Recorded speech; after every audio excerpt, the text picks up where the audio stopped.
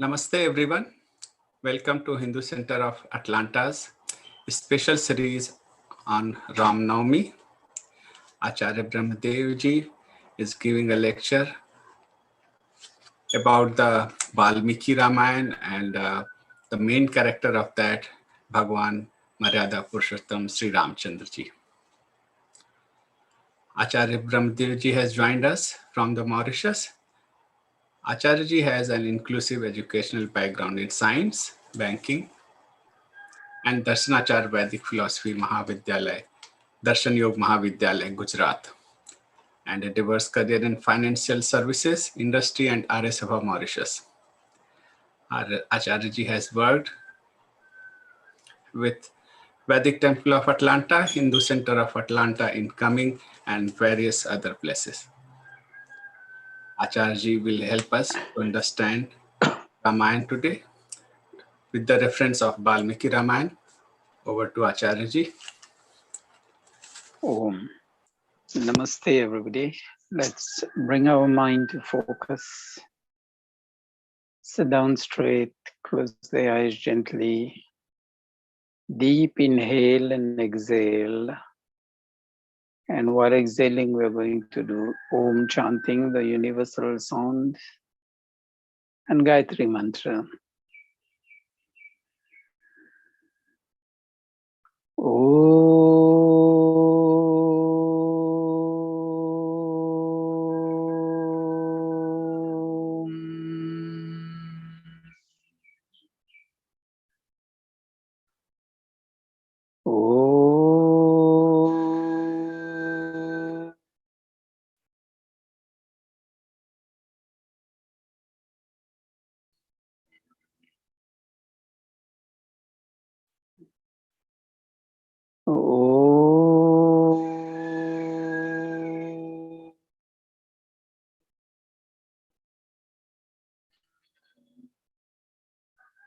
Om Bhurabhuva Swa Tatsaviturvarenyam Bhargo Devasya Dhimahi Thiyo Yona Prachodayat.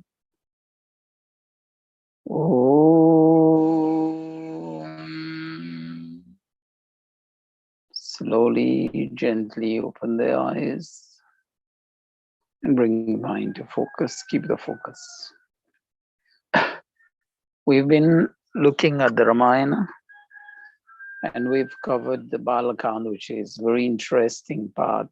That took a bit of time. Now we'll go briefly on various episodes in the life of these personalities. And the next one is the Ayodhya Kand, which is, I think, the largest part of the Ramayana. Valmiki Ramayana, the Ayodhya Kand covers about 1/3 of the book. Interestingly, so many things to learn. And one of the issues that we see is succession planning. Dashrath feels old age is now taking over.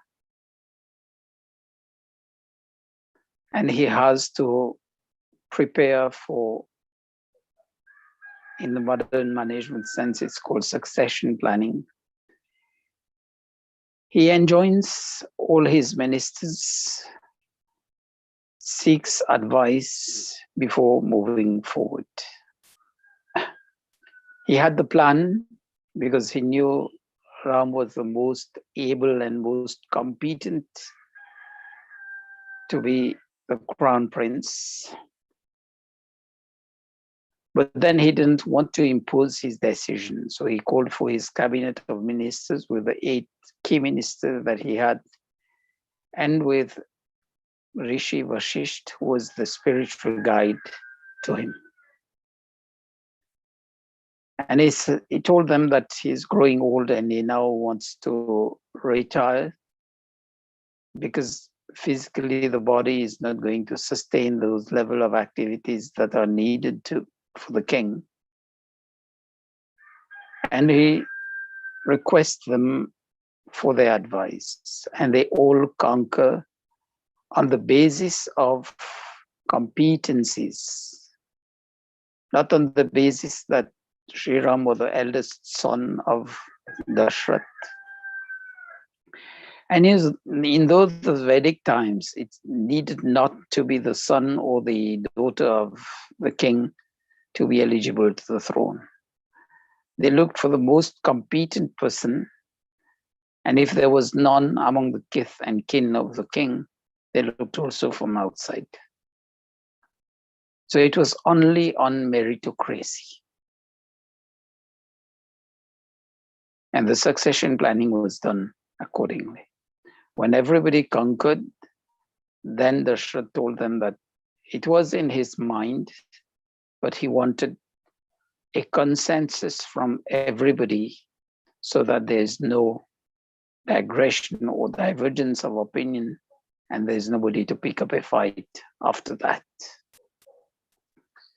Ensures a smooth transition, but unfortunately KK comes in, Mantra comes into the game, influencing KK to do otherwise.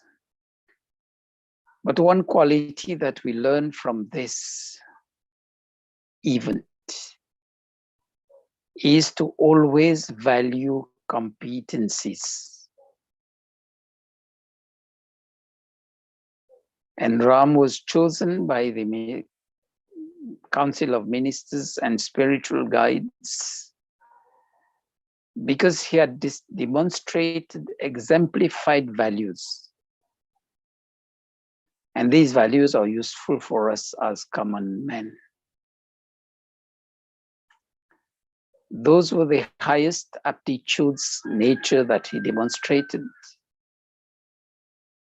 And if we learn from that, we'll also be able to do some succession planning in our personal lives. And this is in full line with the concept of ashram vyavastha in the Vedic Hindu philosophy. A period for studentship, which is called the brahmacharya ashram, then period for grihastha ashram, married life.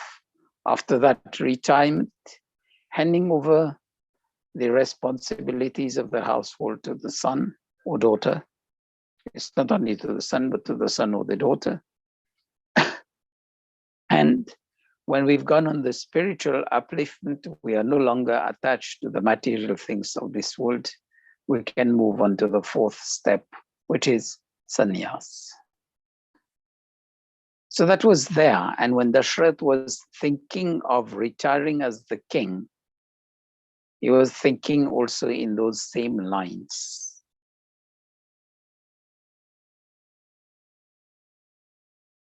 And these are the signs that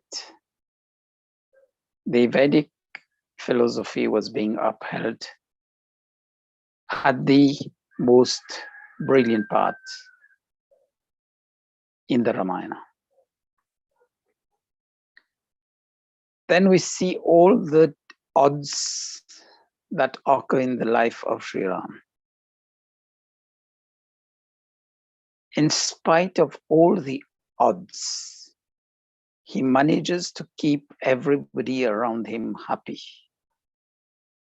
We had looked into the meaning of Ram, Ramasya, Ramaya, which says the one who spreads happiness all around. In spite of all the odds, he manages to keep the people motivated. When he's leaving for the forest, he keeps Bharat motivated, he keeps Shatrughna motivated to continue to rule as per the instructions of the father, and keeps the people motivated to continue to support Bharat as the king. And contradiction is nowadays when somebody is evicted from say, political party, what happens? He goes and creates his own party. He doesn't see that probably it's assigned to him to retire from public life and dedicate for some of his self-improvement. We see also duties of paramount importance. Duties of paramount importance in the sense that the common good takes over the personal interest.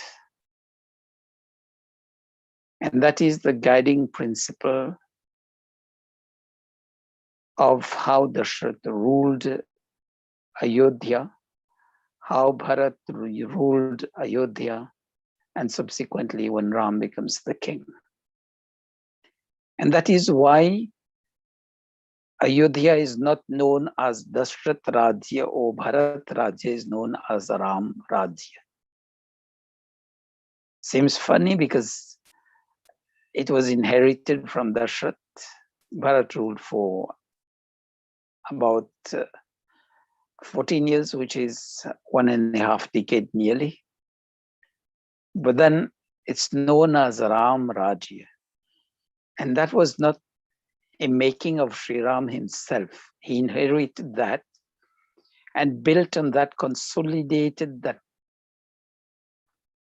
common goodness, common welfare. And it was not only material welfare. It was looking after the physical needs of people, their moral standards, their spiritual standards, which totally, the sum total of each and everybody make the social, in the heightening level of social good and social happiness. So we see that when he was catering for each and everybody as the smallest unit of society, the sum of that makes what we know as Ram Rajya.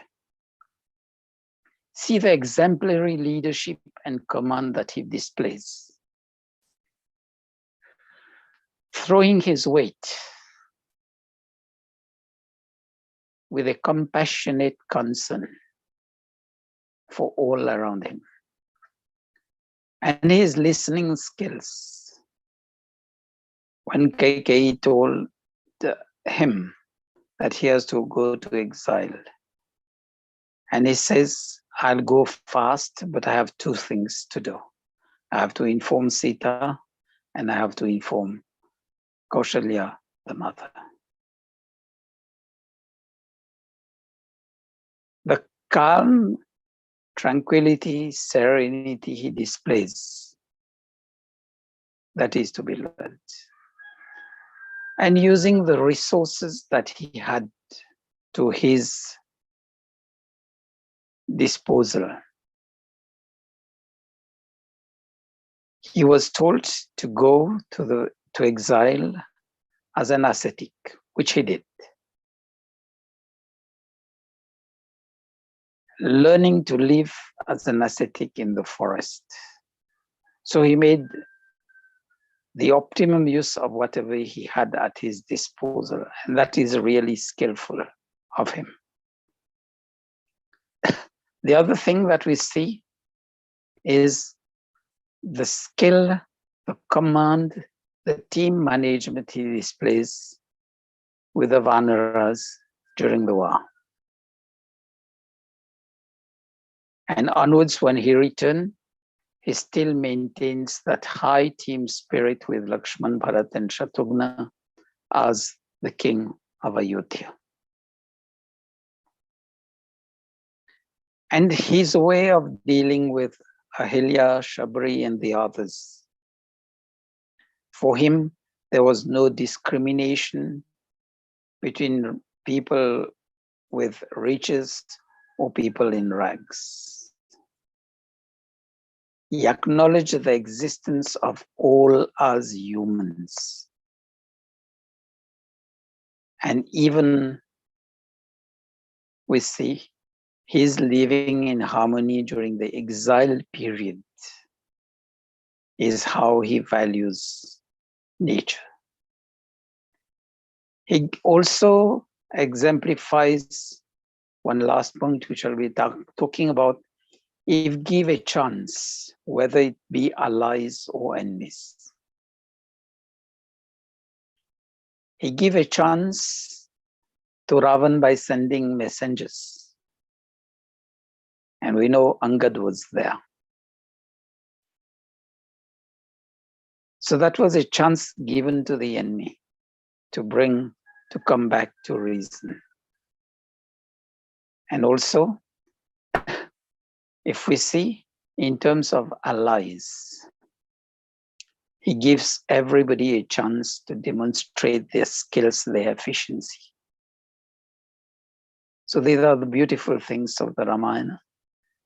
If we learn and just take bits and pieces, as we say, one line a day in our life, or one line even a week in our life, we'll be taking 52 lines in a year. And if not take one line in a month, that 12 lines in a year. And at the end of that 1 year, when we'll try to look back behind where we stood, we'll see ourselves probably stepping into the giant full shoes of Sri Ram gradually, slowly. Just hope we'll be able to inspire ourselves by celebrating Ramnavmi and trying to get those characteristics in our daily life. Thank you.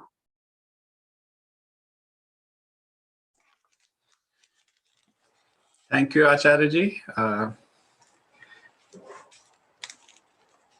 Acharyaji is explaining us from the examples of Ramayana, Valmiki Ramayana.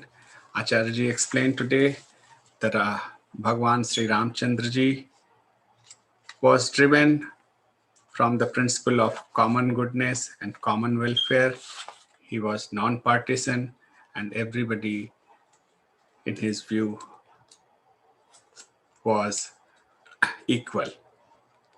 His calmness, his compassion and serenity, if we learn from his life, one thing at a time, then we can build up our character over the period of time. Thank you, Acharyaji. Acharyaji is giving a lecture on the special occasion of Ramnavmi. Today was the 6th session. We will have another 3 sessions for the next 3 days. As a reminder, Hindu Center of Atlanta's weekly programs. We have Sanatan Dharma Simplified for the young kids and youth every Friday at 9 p.m. Weekly satsang on Saturday at 10:30 a.m. and spiritual learning for the adults every Sunday at 9 p.m. Hope you all to join us on this time. See you at our So next program. for your queries, you can send it to us on Messenger on the Facebook of Hindu Center of Atlanta, or through email, hinducenterofatlanta@gmail.com. And to review or to view the previous sessions on Ramnavmi, you can go to the YouTube channel of Hindu Center of Atlanta. Thank you for your attention. One Om Jap. Om